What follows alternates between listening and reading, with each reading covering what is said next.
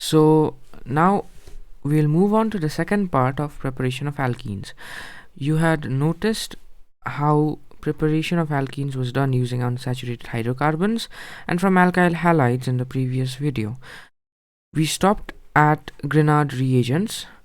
Now we will take over in this video from carboxylic acids. Carboxylic acids, as we all know, is COOH.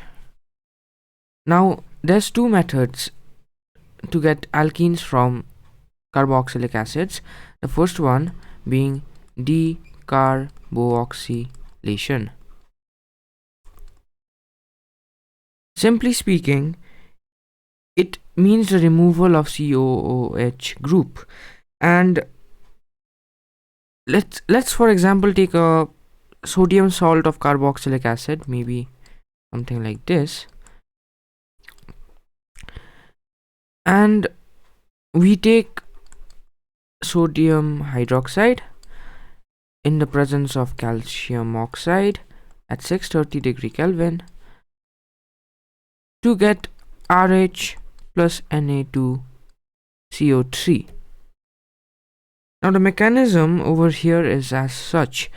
The COO here is a very stable carbon dioxide, and the remaining H from the COOH can go to the alkene. Therefore, you get an alkane and Na, so Na2 and CO3 because COO and O. So you get sodium carbonate along with an alkane. Now, it is crucial to note that decarboxylation of carboxylic acid can be carried out by heating an acid. So it is carried out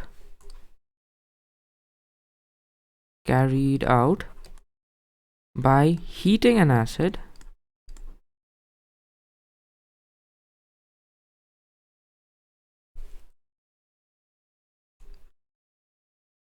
with soda lime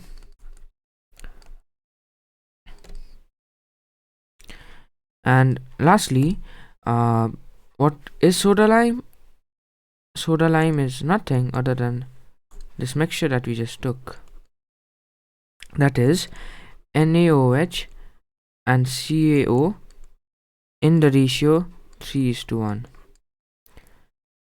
So we took NaOH and CaO in the ratio 3:1 and we heated it to 630 Kelvin. So an example of this would be, maybe let's say we take an alkene like CH3CONA and we just add NaOH and in CaO 630 degree Kelvin, we get CH4 here. So this H from here comes here, and COO and O make this color. Okay, they make Na2CO3, thus completing our reaction.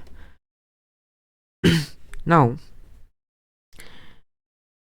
suppose you had ethanoic acid CH3COOH. You could still add NaOH to it, which would give you the salt CH3COONA plus H2O, and therefore we could use this product for this. It is the same, you will notice. So that was decarboxylation. Moving on, we will now see something very important and a little tricky to grasp. It's called Kolbe's electrolytic method. Here we use electrolysis of an aqueous solution. So as usual in any electrolysis, we generally have a salt, and we have an aqueous medium. In this case, we take a sodium or potassium salt of a carboxylic acid,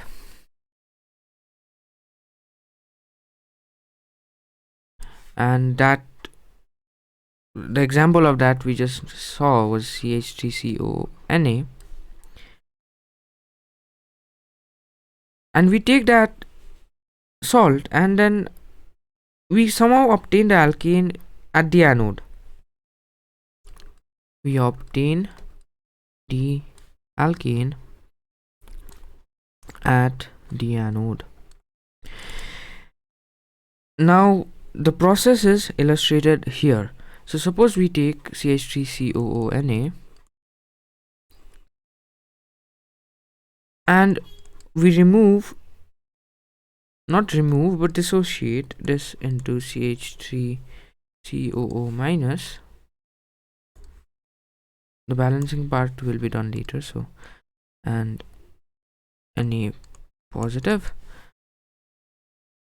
So we notice at anode the reaction will be something like this. You have CH3COO minus, and you could take out 2 more electrons. This will become a radical. Then you could take this radical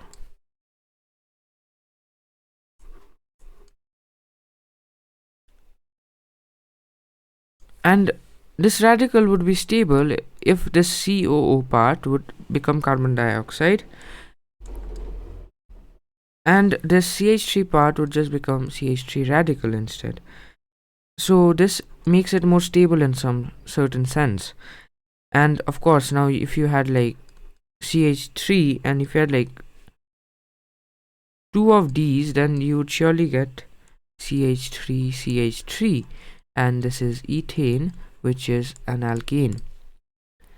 Now you'll notice in order to get ethane you need 2 of these, so you need 2 of these as the product. So in order to get 2 of these as the product, if you balance, you just see that everywhere you just have to put a 2. The reason I had put 2 earlier. Now this was for the anode. What happens at the cathode? We need to observe the cathode as well. At the cathode, we have the dissociation of water in such a way where we have this H2O giving out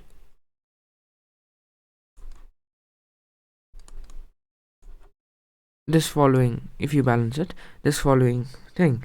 So you can see that in the cathode hydrogen gas is liberated and at the anode alkene is produced. We must note that even in Kolbe's electrolytic dissociation method, we always obtain a symmetrical alkene. So we cannot prepare Kolbe's electrolytic method is unsuitable for preparation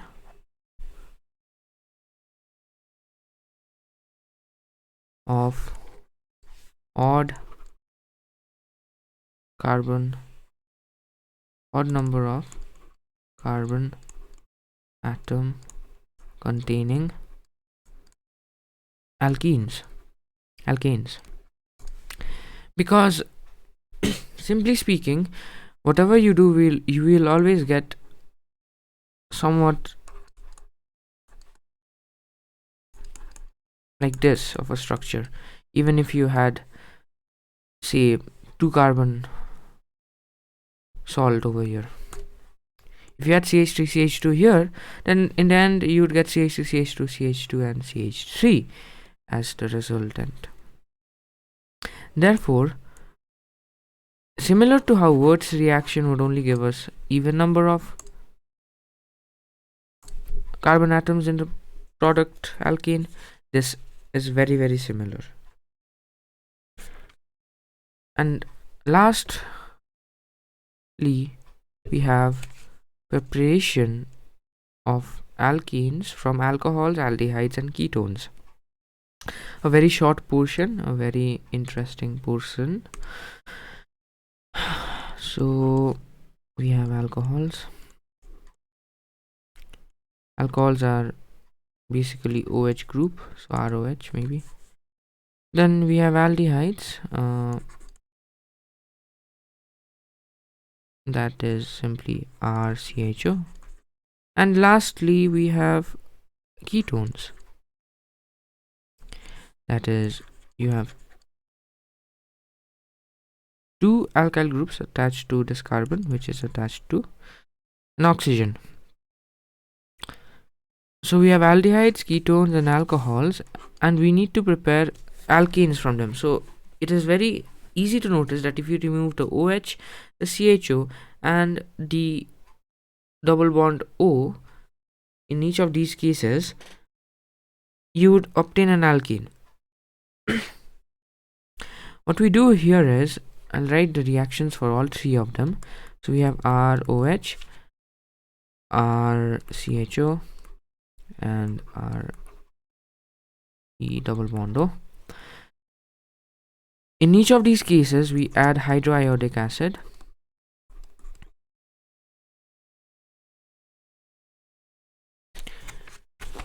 And then they yield the corresponding alkenes. That is, for this case, it would just be RH. And then it would yield I2 plus H2O. In this case, it would yield RCH3, rest remaining the same. And in this case, it would yield RCH2R, again the rest remaining the same. If you were to balance, then you would get 2 here, you would get a 4 here, 4 here, a 2 here, and a 2 here. So that is all about. Also, yeah, the catalyst red phosphorus is important, and we have seen why earlier. That is that the red phosphorus converts this iodine gas into something inert, so it won't react, or it won't like prevent the reaction from taking place to some extent. And the temperatures for these are 423 Kelvin, this is 473 Kelvin, and this one is 523 Kelvin. Just a step up of 50 Kelvin each every time. So that is all about preparation of alkenes using the various methods.